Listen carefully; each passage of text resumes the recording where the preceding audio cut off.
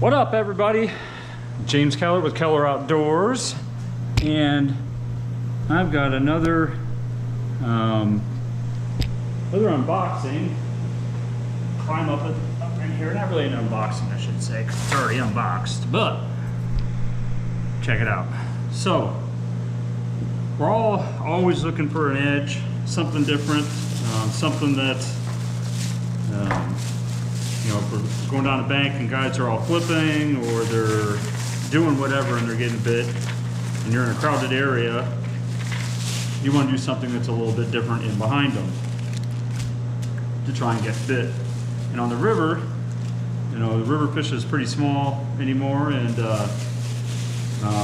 getting smaller and smaller as the fish live in less and less and less of the areas, it seems like, especially on the Mississippi River where I'm from, and even some of the local lakes, which aren't very big. So you're generally fishing around a crowd or through, you know, through water that's been, you know, it's been fished or you know, by maybe multiple guys.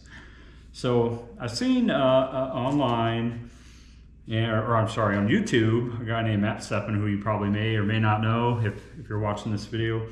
If you're not watching it, then you know what I'm talking about. But a guy named Matt Steppen, who lives in Wisconsin, he fishes the river a lot, and he did a video about something called the Ozark Rig.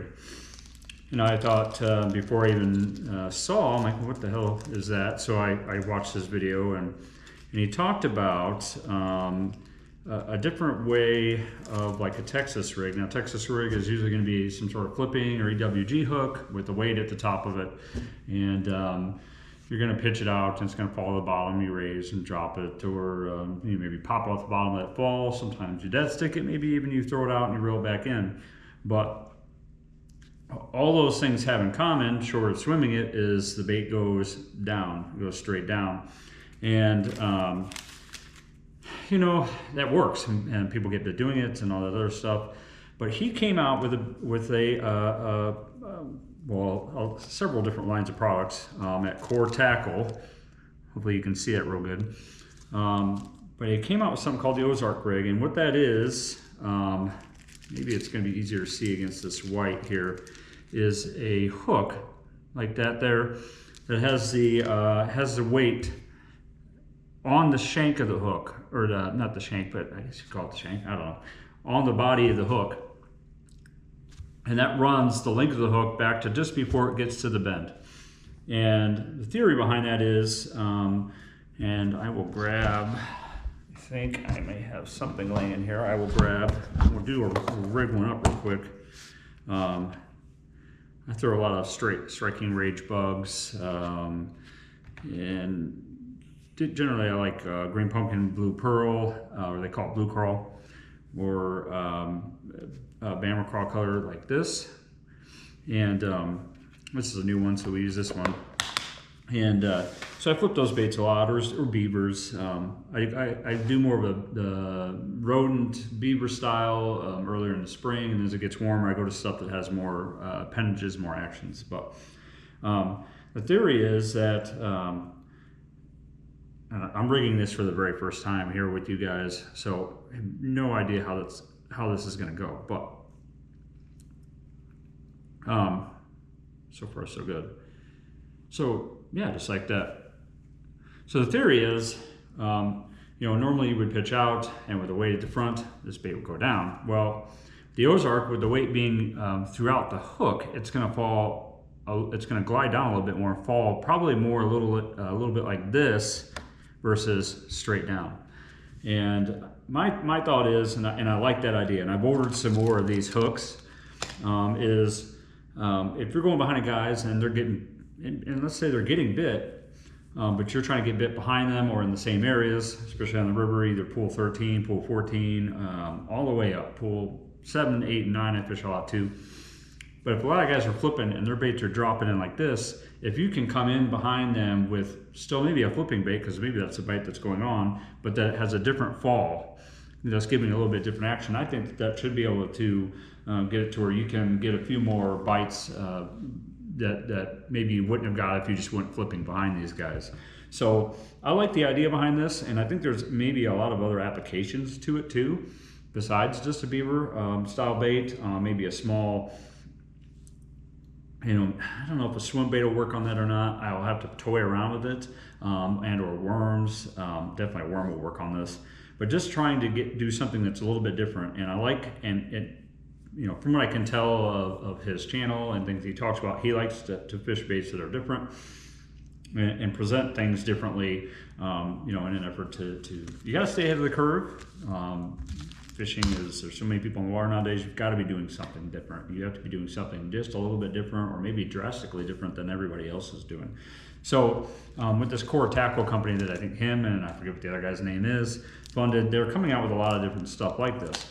One of the other items that they have is the hover rig, which, Ben Milken's hover juggle and all that stuff has become really popular. But this, instead of putting the weight in the bottom of your bait and then running just a bare hover rig style hook with no weight on it, they have put the weight on the hook itself. I hold that there so you can see that.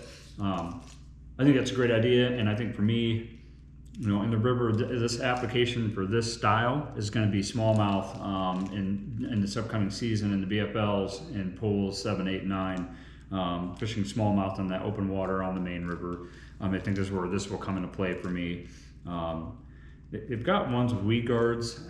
I don't know, I don't know on that, but we'll see. I will probably try some of those. They also have a swim bait hook that's going to be something similar to this here. The line tie won't come 90 degrees up. It'll actually go out forward a little bit there. That I also think is going to be great as a hook for smallmouth on the river in my BFL season up there. Typically I throw swim baits for smallmouth, but usually they're going to be like keel weighted hooks or pre-rigged deals. So I'm thinking that might be something that I'm going to toy around with smallmouth up there. So check them out, Core Tackle. I'm not affiliated with them at all, or any sense of the word there. Just something that I like that he's doing things that are different, and so I'm going to try some of these out this year. Obviously, we've got probably another, well, with the weather, who knows, mid-February we might be able to get on the water, but at least early March, I would imagine, with how warm it's be. There's not a lot of ice around here. How warm it's been. There's not a lot, really no ice on the main river here, and very minimal ice on the backwater. So I don't think we're going to have much of an ice season, and if it warms up in February at all, we'll have open water a lot sooner than we normally would, by maybe even a month. So I'm going to put these to the test this coming season, and I will keep you guys up to date with this and a lot of the new baits, like the 6 Sense panorama that I've done some videos about. I'll keep you up to date on all those baits and how they work. Appreciate you guys watching. Like, subscribe, share. If you don't, that's fine too. I hope you learned something from it. So I do want to grow the channel, and I'm going to continue to do that with videos. Trying to get out a video a week. It's hard. I work a lot of hours and on the road a lot, but I will try to get out a video a week, and then as the BFL season comes around, I will start vlogging and doing videos of my practices and the tournament days, and then whatever other tournaments I get into in the meantime between here and there. In the meantime, I got starting to get some line in and start getting ready for that coming season. Again, thanks for watching, and check them out, Core Tackle. They've got a lot of hook style things right now, and I'm sure in the future he's going to do probably add to these lines of hooks. Like this one here is a 4/0 3/16 ounce. That's the biggest and heaviest I think he has. Certainly the heaviest is 3/16. I'm sure he'll get to maybe 1/4 ounce or 3/8. I don't know. I think you would have to have a bigger hook to get to 3/8 if you're going to run the weight down the shank like that, because this weight can only be so big where the bait slides over without tearing it up. So be interested to see what they do with that. So again, thanks for watching, and catch you next time.